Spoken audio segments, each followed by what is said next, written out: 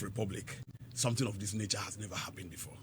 It's very rare. For us, it's the first time that Ghanaians who have really worked so hard as athletes, as officials, have represented the nation at a very important. This is the mother of all competitions, of course. Olympic Games. The Olympic stage is a huge one. Yeah, to be able to come home with medal and then meet their father, the president of the land, and to make a presentation of this nature. You see, the very last time we had was in 1992.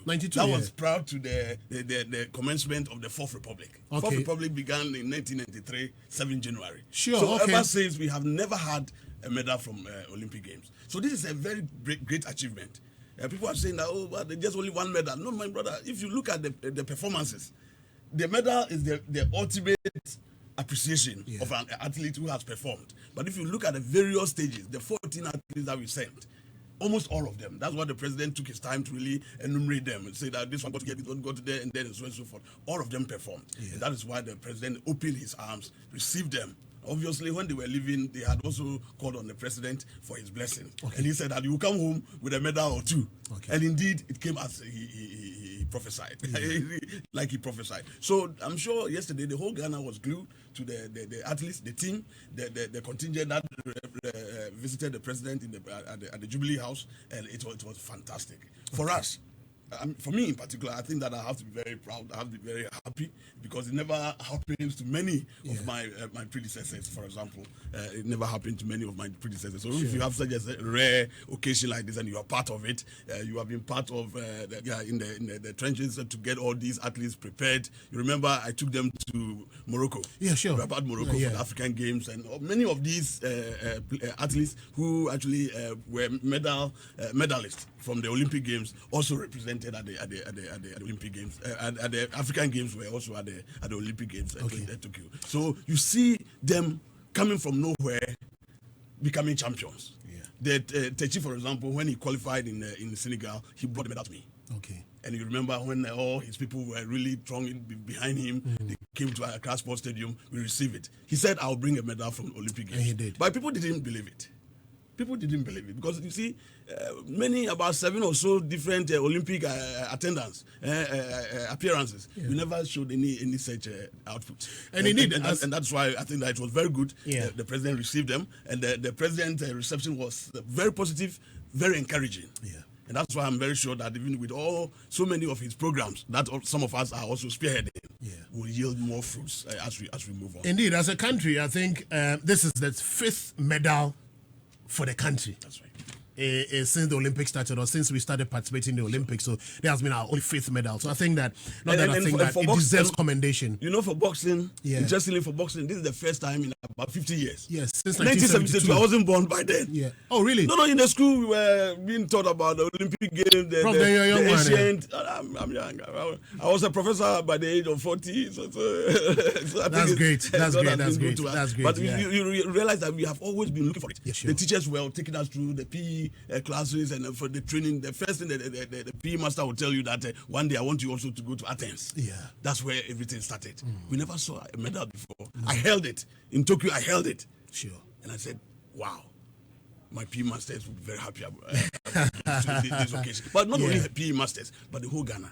50 years for boxing, this is the first time. And for all together combined, since 1992, we have never had such an occasion. So, going into these games, did you really have the hope that we're going to do what we did, we're going to get there? Because, for instance, for athletics, it was the first time that we've been to the 4x100 meter final, for instance, which for many of us was quite a great achievement from the boys. Was this something we envisaged? Oh, yes. I think that, you see, usually this thing don't come by chance, just by sitting down and praying. You pray very well, God is one with you, He gives you the strength, energy, like we have done today, be able to wake up and come here. That's when God will grant all those resources to you. But the rest is up to you to go there and make it. And you realize that they started from somewhere far. Because Olympics for today is not, the modern Olympics is not by representation, that they expect all countries to really present athletes and come and compete. No. It's never done like that. You have to go through a stringent selection. For the athletes, you have to go through qualifiers. to be able to even to be selected to meet the mark for the Olympics before you can even go and compete there. And if you saw our athletes, the 14 that we sent, all of them have actually made impact in the course of these selections. If you look for example, the quartet, they were the champions in the African Games 2019. Sure. So they on this continent, this big continent, they are the champions. Yeah. No Nigerians, no South Africans, nowhere. They were the reigning champions. So everybody was very confident. When we sent them to Poland, National Sports Authority did support them. We sent them to Poland. They came with a qualifier ticket to go to the Olympics. And that one, if you remember, Ghanaians were very hopeful that if you look at the kind of speed, the time that they measured over there, they are likely. And many countries were worried about them. You remember there were lots of commentary about them, that the Ghanaian, we should be very careful about them. The Americans were very worried about them. The Jamaicans were very worried about them, even prior to the Olympic Games. Okay, and I wasn't surprised that they qualified for the finals. This is the very first time in about 25 years or so. It's so long. So they are the champions. So such a champion, if you have such material, you are very confident that you go and win. Okay. The boxer, for example, the Shakur. You remember the Samesh Shakur? He's a medalist from African Games, Rabat. Yeah. So we were very confident. The boys who were in the Sabotechi, excellent, and then the Suleiman Tete. They were all perfect, well bred, well screened for, and well selected to represent Ghana. Okay, so Prof, ahead of us now, the achievements of Olympics, we need to build on those achievements. Now, I don't know whether it's too early to be asking you this, but what are the plans for the next Olympics, which is 3 years away in Paris? And then we also have a Birmingham Olympics coming up in the UK as well. What are we doing preparatory-wise? You see, Professor, it's very methodical. I don't just jump and go to the lab and say that, or go to the field and measure things. I have to really draw my proposal. My blueprint has to be created. I have to generate how the world will look like before I go there to do the implementation. So if you look at it, the same way I do my work is how my Minister for Youth and Sports, Honorable Mustafa Yusuf, and even his predecessor, Honorable Isaac Esiama, and for that matter, His Excellency Nana Addo Akufo-Addo, they do their work. You plan, you invest, and then you get the resource. And if you what are the prospects of planning and investing? So 2017, for example, let me tell you, it was terrible. We Ghana love football. We love all the other sporting activities, but did we have what it takes to generate the athletes? In terms of infrastructure, it was poor. Because as a country that we have come this far, about 30 million Ghanaians still making use of these dilapidated facilities in Accra, in Twumasi. Esipon even you can't even talk about it. They were all actually deteriorated. So country as a Ghana even had no such edifice to pride ourselves with. And every morning, every afternoon, every evening, we were talking about sports. We wanted to enjoy it. So you realize that we had a challenge with the sports infrastructure. If you don't have the sports infrastructure, there's no way you can develop that. And that's exactly what the current government So the president took over in the 2017. He said that you must improve our sporting facilities. Those that are there, you must renovate all of them. But it looks as if those that are not there, create them. It looks as if our concentration on the infrastructure is going more of the AstroTurf pitches at the detriment of the tracks for. No, but it's a part of it. A part of it. You see, during the renovation, now Accra Sports Stadium is renovated. You see the tennis and all the other boxing, the indoor, they are all going on. Very active. Very, very active. As we speak now, the tennis championship, about 25 countries are all here in Ghana, Accra Sports Stadium competing. Why? Because we have the facility now, which is accredited and it meets also the international standards. We come to Twumasi here, we'll come to that one later. It has the tracks and all that, all have been renovated, everything. We are here to commission it very soon. You go to all the other regions. President said, how come we only have these kind of facilities accredited by FIFA and Olympic IOC, but not in only few, maybe Ashanti region, then maybe Central, Western, even is maybe Greater Accra. And then Greater Accra. Why? But this country has 16 now administrative regional offices. Where are their edifices to hold? Now he said that we should build multi-purpose stadium in all of them. As we speak now, from Wa, Novrongo, which is for Upper East, then we come to Yendi, we come to Domahinkro. Nyinahini also has got one. So Ashanti has got an additional one. You go to Koforidua, Eastern region. You go to Dunka Olofin, one there, Axim, one there, Ho, one there, and Kaleshi. So you see that these ones are not only for football, but all of them have 8 lanes athletic over.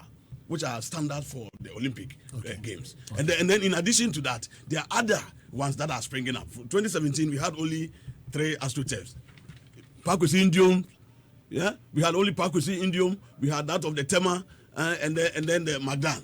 As we speak now, you are talking about the AstroTurfs for football in particular, but the others are also there. Okay. Now, as we speak now, we are almost getting to about 100 AstroTurfs. Previously, you send a team outside and they say the pitch is slippery, so they have because it's plastic. They're going to train somewhere. Yeah. But now they have it in their districts. Now it's turning to become, I think they are forcing the president has now to make it one district, one AstroTurf stadium. And it's happening. And it's fantastic. Yeah, as we are developing these across the country, all the hinterlands. Every athlete that is gifted, if we get the talent, which is a gold, now athlete is a gold, wherever he is, the mining machines, that's the infrastructure, is there to mine him. In fact, I should have gotten this to you about an hour ago or an hour and a half, because unfortunately we have just 20 minutes more to go, but there are lots of things I want us to talk about. Last week, we had the opportunity to host one of your coaches who was with you at Japan, Julius Baba Pidogo. Okay. And he's our personal friend here. We've been with him since I'm a Kuma all 3 years. So we invited him last week, and his major concern was about improving the quality of our coaches in terms of them getting courses to run, because going to the Olympics was an eye-opener for some of them, especially in the aspect of sports science. Right. What is the government, or what is the National Sports Authority doing in that line, so that we get it from the basics, from the kids, from their schools, from the secondary schools, then it will transfer through the university level, so that when we get to these competitions, we go and we are part of the contenders. Yeah. I think it's a very important concern that he's raised, and I think all of us had that issue when we came to the scene to support the government in getting this thing done.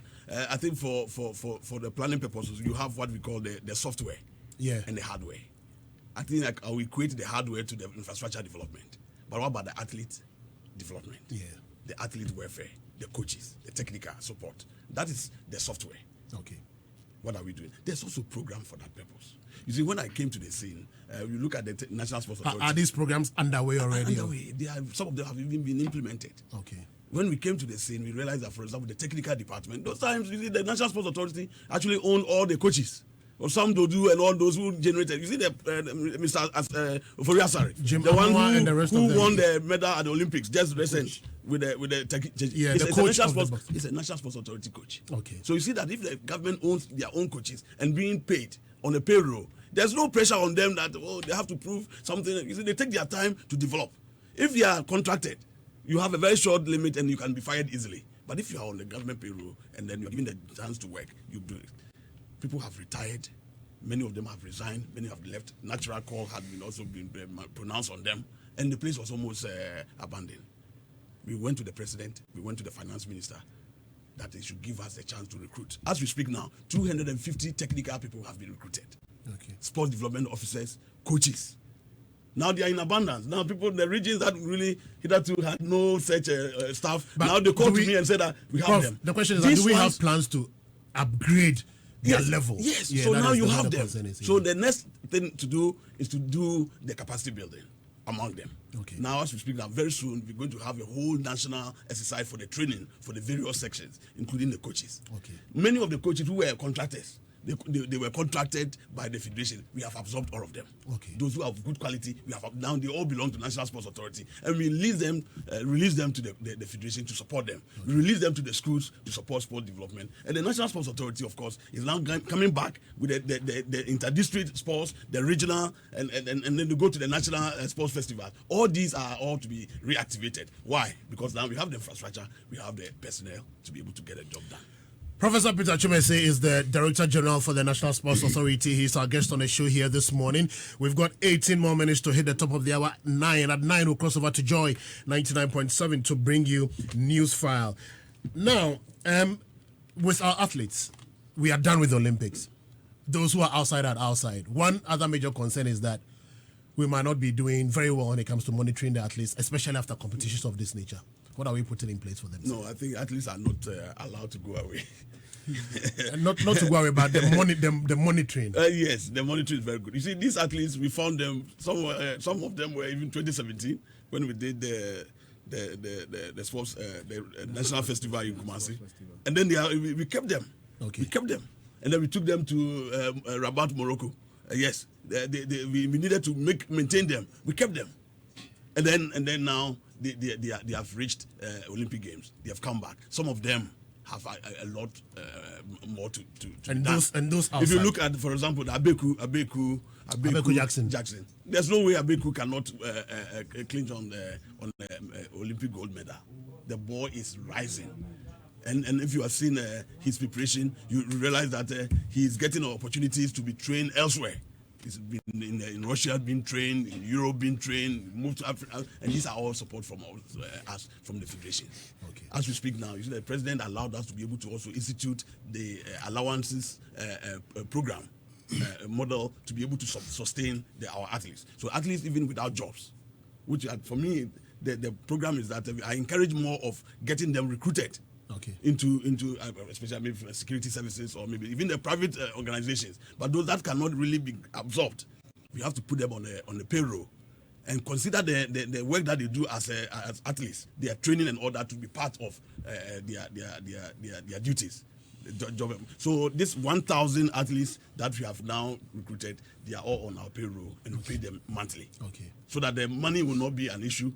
Kittens will not be an issue. Equipment for training will not be an issue. And as we speak now, all the athletes that we sent, I must tell you that they are all on that program. Okay. The boxers and all that. Including the foreign-based ones, or they are not? The foreign-based ones, they had to choose. Those who are on scholarship, we also facilitate their scholarships, and so that they can also get academic progression alongside their sporting development. Does that answer your question for you? Yes. I mean, you were concerned about that last week, especially in terms of monitoring those outside there, especially after tournaments of this nature. Well, Prof, you see, my difficulty is that you facilitated a scholarship for them, all right, and they are in school. Yeah, they're in school.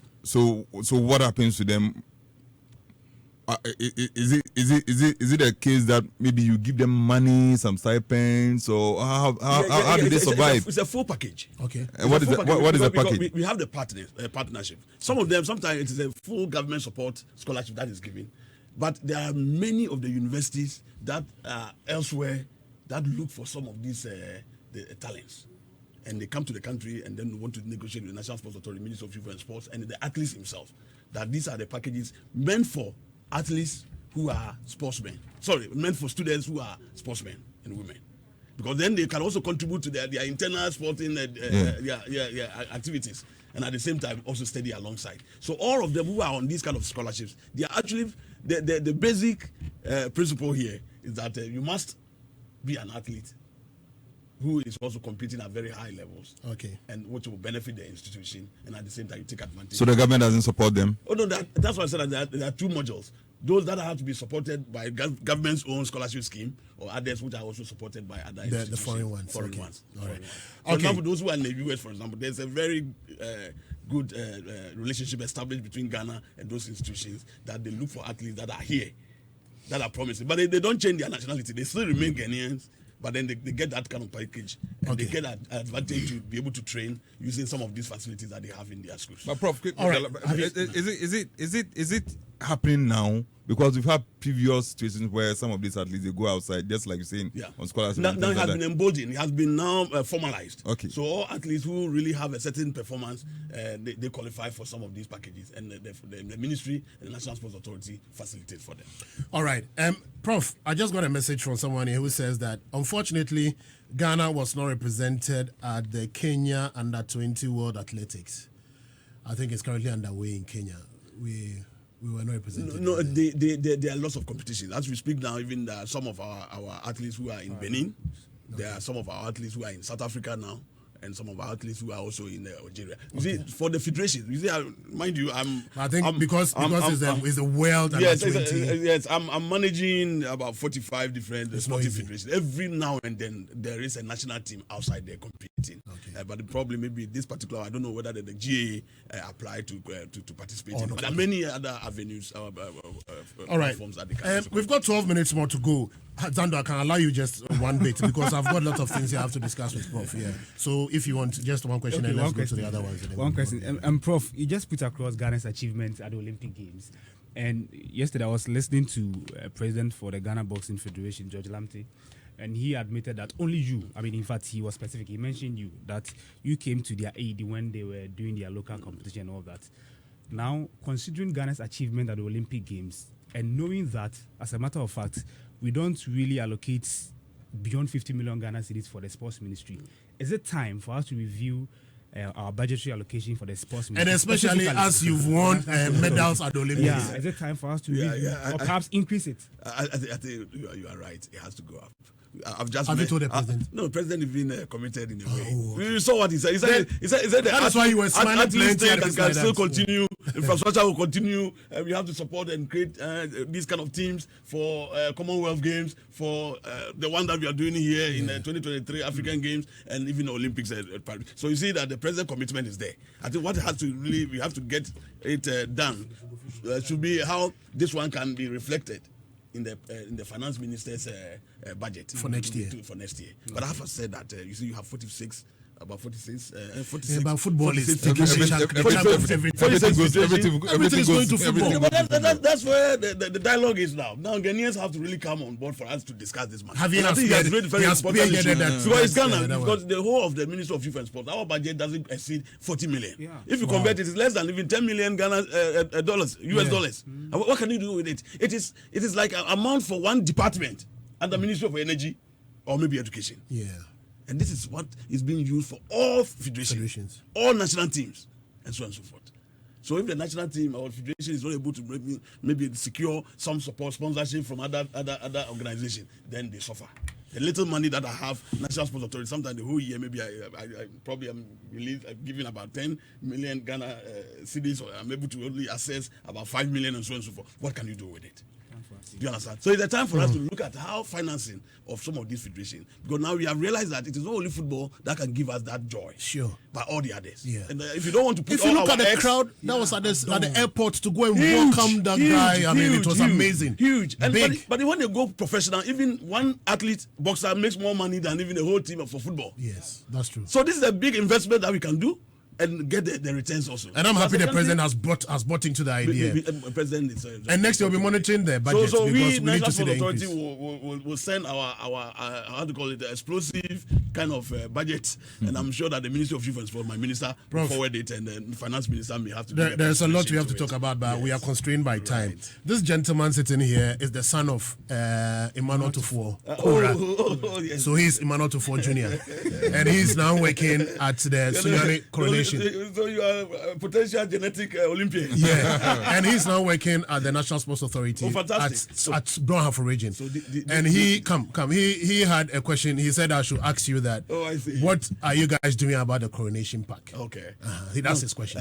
So I think we have taken the first step. The son of high-priced genetic breed, Kura. Yes, and I'm sure that he has also all those kind of talents also, even if it's not for himself to develop. But at least he has that passion that he can really use it to develop. And where he's working now, so where he is now, I think that's a very good place that he can be part. I'm sure you are a sport development officer, and he, with the father's experience and all that, will help Ghana. But the coronation pack is. But coronation pack will be developed. Okay. Yes, very soon. The minister is going to make pronouncement on that. We're going to renovate it. We are taking the win out of it. We're going to renovate, but of course it has to be. President has, the real code. Even yesterday he said it.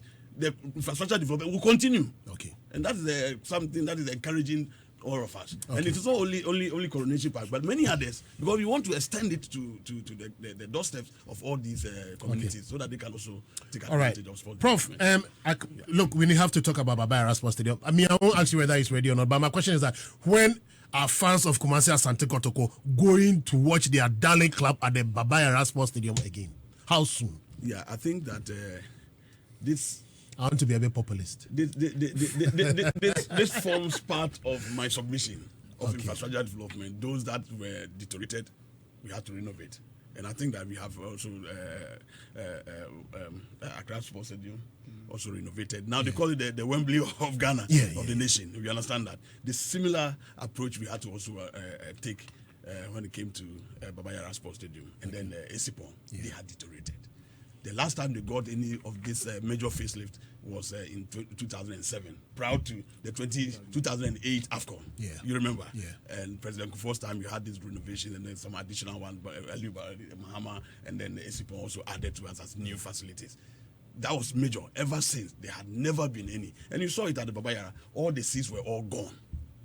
Either they were crashed by people, the hooligans, or they were the school boys and girls were also or the weather also, the interco was also causing and so many things. So it was gone, but it was very it was an eyesore. You saw the pitch. Anytime it rained, the place was flooding, and then even it came to even the floodlights. Yeah. If you had the matches in getting to the evening, I was always panicking. So as the director, National Sports Authority, because you are the boss there, yeah. and then when you see that the sky is falling, you are afraid because the lights wouldn't light up. The scoreboard. The scoreboard. And then there was no scoreboard. There was no scoreboard. Sometimes you had to remove, if you had international matches, you had to remove the scoreboard from either Cape Coast or from Accra. Install them here for it to work.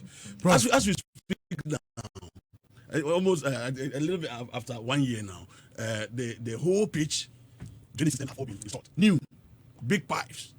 The green grass so that if it rains, it will take the water out. To take it out. The green grass has come to grow his grasses and cut and cut and cut. Now he has also installed his goal post. I think I was there recently. Yeah. Now we can play the football. I've seen the pictures, my Prof. Yes, and we are showing the pictures live on our Facebook page for our listeners to watch. Did you get my Prof, in 2008, I happened to be very close to the 2008 organizing committee here in Kumasi because Professor there was a personal friend, so I was part of.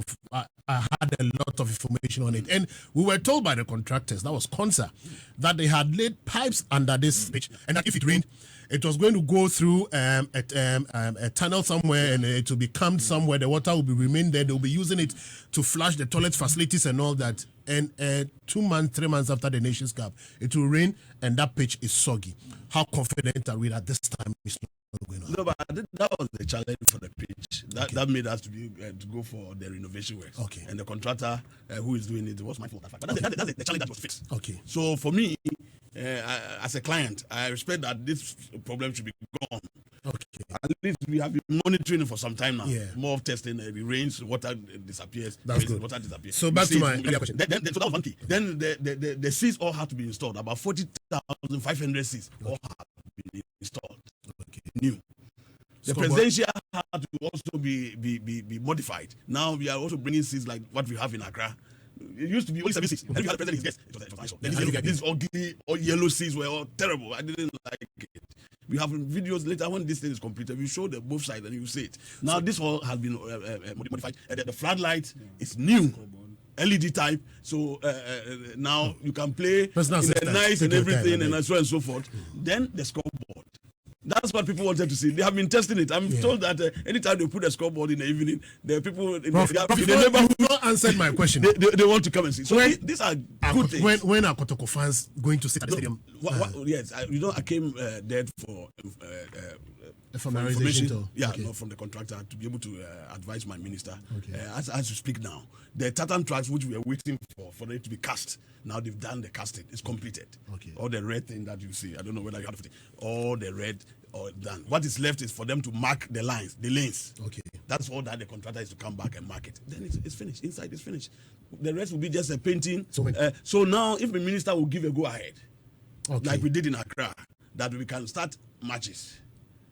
Pending maybe the final touches that they are doing outside there. Like Accra, we started before even they completed even some of the outside polishing. Okay. It doesn't affect football in particular. It doesn't affect football. And when they mark the tracks, it also doesn't affect athletics. So where we have reached now, I'm very, very confident. I'm very happy that this deteriorated, this abandoned sort of facility now come back to life. Okay. And this will last for now. We are also generating a maintenance manual for all these facilities so that we will know that when it gets to about 6 years, 7 years, there's time for us to go and do renovation works. It will prompt us, not as it used to be that maybe about 15 years and so on and so forth before we start looking for money and then getting the renovation. So, Kotoko, I know the pitch is not for Kotoko, but I mean, Kotoko is in Kumasi. We are all in Kumasi here, so Kotoko, when they are playing, we love to see them at the Barbara Sports Stadium. So, when the league starts, are we going to see Kotoko playing at the Barbara Sports? No, it is and you're not going to charge them expensive, exorbitant. The stadium is a state-owned facility. Yes. And we make it available for development and promotion of sports of all kinds, including football. I told you that football is one of the 45, 46 federations that we manage. Every club under any of these federations can make a use of the facility. Prof, so when we are back, Prof, please answer my question. When we are, I know that place has been the home, and also for other King Faisal and all that, and maybe new ones may also want to join. Yes. If they request for it to use, why not? Because they were using our Accra Sports Stadium. We said that they can even consider going to Cape Coast, or they go to Tamale. Okay. They are all available state-owned facilities. Just only do writing to the Director General that you want to utilize it. We give you the conditions and you start using it. Yeah, but the conditions should be,